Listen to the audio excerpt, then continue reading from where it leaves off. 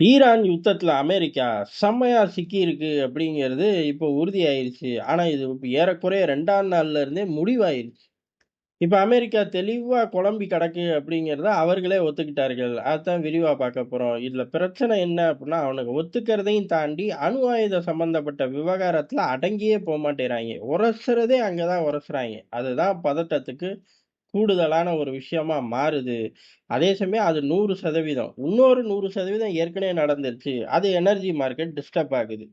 ரஷ்யாவும் தான் அங்க நியூக்ளியர் பிளான்ட்ட இயக்கிட்டு இருக்கு. எங்க? ஈரானுக்குள்ள. அந்த பிளான்ட்ட தான் தாக்கியிருக்கார்கள். எப்பங்கிறது ரொம்ப முக்கியமான காரியம். காரணம் என்ன அப்டின்னா, ஒரு 5 நாள் நான் தாக்க மாட்டேன் அப்டின்னு ட்ரம்ப் சொன்னாரு. ஏன்யா? அப்டின்னு கேட்டா, அவங்க பேச்சுவார்த்தையில முன்னேற்றமா போய்க்கிட்டு இருக்காங்கல்ல. அப்ப நான் போய் தாக்குனா நல்லா இருக்காதுல்ல அப்டின்னாரு. என்ன ஒரிஜினல் பெரிய மனுஷன் மாரி பேசுறாரு. ஐய்யயே! இது இல்ல, இவரு இல்ல அப்டின்னு எல்லாரும் துடிக்கும்போது, ஈரான் சொன்னுச்சு அப்படி ஒரு சம்பவமே நடக்கலன்னு. ட்ரம்ப் வெளில வந்து அடிச்சு சொன்னாரு. சம்பவம்லாம் நல்லா தான் நடந்துகிட்டு இருக்கு. 5 நாள் தாக்குதல்ங்கிறது ஜெனரலா நடக்கிற தாக்குதல் இல்ல. எனர்ஜி டிவிஷன் மேல நடக்கிற தாக்குதல் மட்டும் தான் நான் நிறுத்தி வச்சிருக்கேன் அப்டின்னாரு. "எப்பா போன நாள் அப்படி சொல்லையேப்பா நீ" அப்படின்னு கேட்டா, "அதான் இன்னைக்கு சொல்ட்டேன்ல விளக்கத்த. அதனால எனர்ஜிய மட்டும் நான் தாக்க மாட்டேன்னாரு." அப்ப அடுத்து தாக்க போறான்யா அப்படிங்கிற மாரி இருந்துச்சு. ரஷ்யா தான் அங்க நியூக்ளியர் பிளான்ட்ட இயக்கிக்கிட்டு இருக்கு. அந்த பிளான்ட்ல இருந்து ஏற்கனவே ஆட்கள்லாம் வெளியேத்துனார்கள். இருந்தாலும் ஆப்பரேஷன் இன்னும் ஃபுல் ஃப்ளெட்ஜ்டா இருக்குங்கிறனால நெறைய பேர் இருந்தார்கள். இப்ப எல்லாரையுமே வெளியேத்திட்டார்கள். ஏன்னா, அணு உலைய தாக்கிட்டாய்ங்க. இந்த சில விவகாரங்கள தாக்கவே கூடாது அப்படின்னு இருக்கு. அதாவது ஹாஸ்பிட்டல் போன்ற பகுதிகளோ, இல்ல கிரீன் ஜோனு, ஸ்கூல் ஜோனு, மக்கள் குடியிருப்பும் வரும். இருந்தாலும் கண்டுக்க மாட்டாய்ங்க. பெரிய அளவுல இந்த மாரி விவகாரங்கள்ல இந்த நியூக்ளியர் பிளான்ட் ஒண்ணு. ஆனா அதெல்லாம் சுத்தமா கண்டுக்கிறதே இல்ல. வச்சு செய். அது எந்த ஊர்க்காரன் கட்டினாலும் சரி அப்படிங்கிற மாரி இறங்கி தாக்கியிருக்கார்கள். இப்ப இதுக்கு பதிலடி ஈரான் எங்க குடுக்கும் அப்படிங்கிறது தான். இதுக்கு பதிலடி ஈரான் இதே மாரி எனர்ஜி டிவிஷன தான் தொடும். எங்க தொடும்? வாஷிங்டன் டிசிலயா அப்படின்னு கேட்டா, இந்த பக்கம் யுஏஇ, கத்தார், சவுதி போன்ற நாடுகள்ட்ட தான் தொடுவார்கள். ஆனா இந்த இடத்துல தான் ஈரான் கொஞ்சம் ஸ்லோ குடுக்குது. அத தொடாம டக்குன்னு ஒரு 5 பாயிண்ட்ட ரிலீஸ் பண்ணியிருக்காய்ங்க. அதாவது ட்ரம்ப் பேச்சுவார்த்தை அப்படின்னு சொன்னது எல்லாம் பொய். கடைசியில என்னடா பொய்யின்ட்டீங்க அப்படின்னு சொல்லி, வழக்கம் போல நமக்குன்னு இருக்கிற அடிமை யாரு? அதாவது அமெரிக்காவுக்குன்னு இருக்கக்கூடிய அடிமை அப்படின்னா, அஸ்தான அடிமை பாகிஸ்தான் தான். பாகிஸ்தான் கிட்ட ஒரு பேப்பர்ல எழுதி குடுத்து விட்டுட்டாய்ங்க. நீ தான் பேச்சுவார்த்தை அப்படின்னு. அவன் கொரியர் பாய். இந்த லெட்டர தூக்கிட்டு போய் அங்க குடுத்துருப்பான். ஆனா பேச்சுவார்த்தை அப்படின்னு. அப்பவே நம்ம சொன்னோம், இதெல்லாம் பாகிஸ்தானுக்கு சரிப்படாதே. அதுக்கு தகுதியே இல்லாத ஆட்களாச்சே. பொதுவாவே மத்திய கிழக்குல இருந்து வளைகுடா வரை உள்ள பிராந்திய அரசியல்ல, இந்த ராஜதந்திர ஆட்டம் ஓமானுக்கு மட்டும் தானே தெரியும், சொந்தம். அவர்கள் தானே அதுல சாதிப்பார்கள். இந்த பயலுக எங்கிட்டு இருந்து வந்தாய்ங்க அப்படின்னோம். அவன் வரவே இல்ல. கொரியர் வேல தான் பார்க்கிறான். அதாவது இவர்களோட பாயிண்ட் 13 பாயிண்ட் எழுதி குடுத்து விட்டார்கள். கொரியர் வேலை மட்டும் தான் பார்க்கிறான். முதல்ல 10 பாயிண்ட்டுன்னு தான் சொன்னாய்ங்க. 3 பாயிண்ட் பாகிஸ்தானா எழுதிட்டானாட்டுக்கு. இந்த லெட்டர் கொண்டு வரும் தம்பியை 3 வேளை கறிச்சோறு போட்டு பார்த்துக்கவும்னு படத்துல வர காமெடி மாரி, அவனா 3 பாயிண்ட் சேர்த்துக்கிட்டாராட்டுக்கு. இத போய் ட்ரம்ப் கிட்ட கேட்டோம்னா, அவரு 13 பாயிண்டா 30 பாயிண்ட் அப்படின்னு சொல்லி புடுவாருங்கிறக்காக ஒரு பயலும் போய் பார்க்கல. இப்ப ஈரான பொறுத்தவரை அத கிழிச்சு போட்டுருச்சு. அமெரிக்கா குடுக்கறதெல்லாம் நாங்க வச்சுக்க முடியாது. நாங்க 5 பாயிண்ட் சொல்றோம். அத உடனே நிறைவேத்து. யுத்தத்த நிறுத்திக்கலாம் அப்படின்னு சொல்லியிருக்கார்கள். இப்ப தான் இறங்கி வந்திருக்கார்கள். இந்த இறங்கி வர காலகட்டத்தில ஓரளவுக்காச்சும் பாசிட்டிவான சிக்னல் வரல அப்புட்ன்னா, எனர்ஜி டிவிஷன்ல நடந்த தாக்குதலுக்கு பதில் தாக்குதல குடுத்துருவார்கள். ஏன்னா ரஷ்யாவே கோவமா இருக்கு. "ஏன்டா நாங்க தான் ஆப்பரேட் பண்றோம். எங்க ஆட்கள் உள்ள இருக்காய்ங்க. அடிச்சுக்கிட்டு இருக்க. என்ன நாங்க நேரடியா இறங்கட்டுமா?" அப்படின்னு சொல்லி மிரட்டிக்கிட்டு இருக்கார்கள்.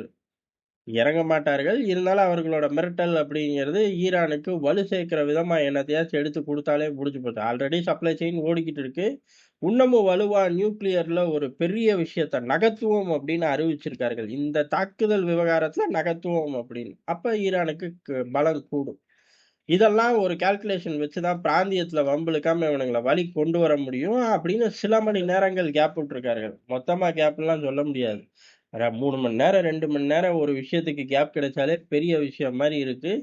அமெரிக்கா, ஈரான் யுத்தத்துல. அப்படி இருக்கும்போது இவர்களோட 5 பாயிண்ட் என்ன அப்டின்னா, முதல்ல பேச்சுவார்த்தை அப்படின்னு ஆரம்பிக்கும்போதே முடிஞ்சுச்சு. இந்த யுத்தத்த முடிச்சதாக நெனச்சு யாரையுமே கொல்லக்கூடாது எங்க தலைவர்கள. அதுல கண்டிஷன் அப்ளை மாரி போட்டார்கள். நீயும் கொல்லக்கூடாது, இஸ்ரேலும் கொல்லக்கூடாது. ஏன்னா நீ ஒத்துக்கிட்டு போயிட்டு, இஸ்ரேல் தாக்கிட்டான் என்ட்ட சொல்லக்கூட இல்ல படுபாவி. காலையில கூட உட்கார்ந்து பேசிக்கிட்டு இருந்தான்ப்பா. என்ட்ட சொல்லாம மத்தியானம் சம்பவத்த பண்ணிட்டான் அப்படின்னு கதை விடுவேங்கிறனால, பாயிண்ட்டே அதான். எங்களோட தலைவர்கள கொல்றத நிறுத்திறணும். இம்மீடியட்டா நிறுத்திறணும் அப்படிங்கிறது தான். 2வது பாயிண்ட் சேதாரங்களுக்கு பூரா பணத்த குடுக்கணும். எவ்வளவு சேதாரம் பண்ணியிருக்கியோ, அவ்வளவு பணத்த குடுக்கணும். நமக்கு தெரிஞ்சு பல பில்லியன்கள் போகும். ஏன்னா, ஒட்டுமொத்தமா கிளச்சு போட்டார்கள்ல. அடுத்த கட்டம் அப்படிங்கிறது நிரந்தரமான யுத்தம் தான். 10 நாள் கழிச்சு திரும்பி ஆரம்பிக்கிறது. அதெல்லாம் கிடையாது. ஒட்டுமொத்தமா இதோட முடிஞ்சுச்சு. எது? ஈரான், இஸ்ரேல், அமெரிக்கா யுத்தம் அப்படிங்கிறது இனிமே வரவே வராது. எப்ப கொஞ்ச நாளைக்காச்சும் வராதுங்கிற மாரி சைலன்ட்டா திரியணும். உங்க வேலைய பாட்டு நீங்க பாட்டு எங்க வேலைய நாங்க பார்த்துட்டு சுத்துவோமப்பா! அப்படிங்கிற மாரி 3வது விஷயத்த குடுத்து விட்டார்கள். 4 அப்படிங்கிறது ஸ்ட்ரெய்ட் ஆஃப் ஹார்மஸ் எங்க கண்ட்ரோல்ல தான் இருக்கும். 5 அப்படிங்கிறது ரீஜனல் பிளேயர்ஸ். எந்த டிஸ்டர்பன்ஸும் இல்லாம பார்த்துக்கணுங்க. உதாரணத்துக்கு இவர்கள் பாட்டு ஈராக்ல இருக்கக்கூடிய குர்திஷ் இனத்த எல்லாம் தயார் பண்ணி வச்சிருக்காய்ங்க. அதெல்லாம் சீனுக்குள்ள கொண்டு வந்தா உரிச்சு புடுவோங்கிற மாரி ஒரு 5 பாயிண்ட் எழுதி குடுத்திருக்கார்கள். அமெரிக்காவும் இதுக்கு பட்டுன்னு ரியாக்ட் பண்ணிருச்சு. ஏன்னா ரஷ்யா ஒரு பக்கம் அழுத்த போகுதுன்னு அறிவிச்சிருக்காய்ங்க. இன்னொரு பக்கம் பேச்சுவார்த்தைன்னு அறிவிச்சது யாரு? ட்ரம்ப். ஆனா இப்ப பேச்சுவார்த்தைன்னு அறிவிக்கிறது யாரு? ஈரானு. அப்ப நம்ம சொன்னது பொய்ன்னு வேற இந்த உலகம் சொல்லிருமே அப்படின்னு பதறி போய் மனுஷன் முன்னாடி வந்துட்டாரு. முஸ்தபா கமேனி பேச்சுவார்த்தைக்குன்னு அவன் 5 பாயிண்ட் எழுதல. 5 பாயிண்ட் என்னைய வம்பிழுக்கனே எழுதியிருக்கான் அப்படின்ட்டாரு. ஏங்க அப்படியாங்க சொன்னாருன்னு கேட்கக்கூடாது. அவர் அதே சாராம்சத்தோட சொன்னார். ஆனா நமக்கெல்லாம் ஒரே ஒரு சந்தேகம் தான். ஏங்க நீங்க தான் நல்லா இருக்கு பேசுறது அப்டின்னீங்க. அது கூட பரவால்ல. ஏத்துக்கலாம். பொய் சொல்றாரு பெரிய மனுஷன். வழக்கம் போலன்னு எடுத்துக்கலாம். ஸ்ட்ரெய்ட் ஆஃப் ஹோமஸ நானும் முத்தப்பா கம்பெனி சேர்ந்து கண்ட்ரோல் பண்ணுவோம்னாரு. என்னமோ இவங்க 2 பேரும் புருஷன் பொண்டாட்டி மாரி. வரவு செலவு இனிமே வீட்ல 2 பேரும் சேர்ந்து தான் பார்க்க போறோம் அப்டின்னு அறிவிக்கிற மாரி, அவன் நாடு அது. அவனோட வழித்தடம். அத அவன் பார்த்துக்க போறான். மக்கள் தேர்ந்தெடுக்கிறார்கள், தேர்ந்தெடுக்கல. ஏதோ ஒரு சிஸ்டம் ஈரான்ல ஓடிக்கிட்டு தானே இருந்துச்சு. மன்னர் ஷாக்கு அப்புறம். அதுல இவர் ஏன் போய் தலையிடணும்? அப்படின்னு ஊர்ல உள்ள அம்புட்டு பேரும் சொன்னாங்க. ஏன்? அந்த நாட்டிலேயே சில பேர் சொன்னாங்க. அப்ப அங்கேயும் எதிர்ப்பு. எது அமெரிக்காக்குள்ளேயும் எதிர்ப்பு, உலகம் பூரா எதிர்ப்பு. என்ன ஒண்ணு ட்ரம்ப் காதுகளுக்கு போற அளவுக்கு கத்தி யாரும் பேசுறதில்ல. அவருக்கு கேட்காதபடி ரகசியமா பேசிக்கிட்டார்களே ஒழிய, அ இவரு சொல்றது எந்த கான்செப்ட்லயும் ஒத்து வராது. அவன் நாட்டுல உள்ளத இவரு போய் சேர்ந்து பணியாற்ற போறாராமா. பொதுவாவே அமெரிக்கா சேர்ந்து பணியாற்றுது அப்டின்னா, அமெரிக்கா எல்லாம் சொல்லி முடிச்சிரும். கடைசில எஸ் சார் அப்படின்னு மட்டும் சொல்றது தான் அடுத்தவனோட வேலையா இருக்கும். இது அவன் சொத்துல அவன் அப்படி செய்யணுங்கிறது கொடுமை. இதெல்லாம் நம்ம விரிவா பார்த்தோம். ஆனா, அந்த முஸ்தபா கம்பெனியோட சேர்ந்து ஸ்ட்ரெய்ட் ஆஃப் ஹோமஸ நான் டீல் பண்ண போறேன்னு அறிவிச்சுப்புட்டு, இப்ப அவரு மாரி ஒரு கேடுகெட்ட மனுஷன் இல்ல. அவரு பேச்சுவார்த்தைக்கு தயாரா இல்ல. என்னைய ட்ரிகர் பண்ணி சண்டைய தான் உருவாக்குறாரு அப்படின்னு சொல்லி பெரிய மனுஷன் தன் பங்குக்கு அறிவிச்சிருக்கார். ஆனா, இந்த அணு உலை தாக்குதல் அப்படிங்கிறது தான் ஒரு டேஞ்சருக்கு கொண்டு போகுது. ஏன் அப்படின்னா, இப்ப இந்த பேச்சுவார்த்தை அப்படின்னு 5 பாயிண்ட்ட இவரு கிழிச்சு போட்டாரு. இப்ப இதுக்கு ஈரானோட ரியாக்ஷன் பிராந்தியம் தாங்குமா அப்படின்னு கேட்டா, நமக்கு தெரிஞ்சு தாங்க வாய்ப்பில்ல.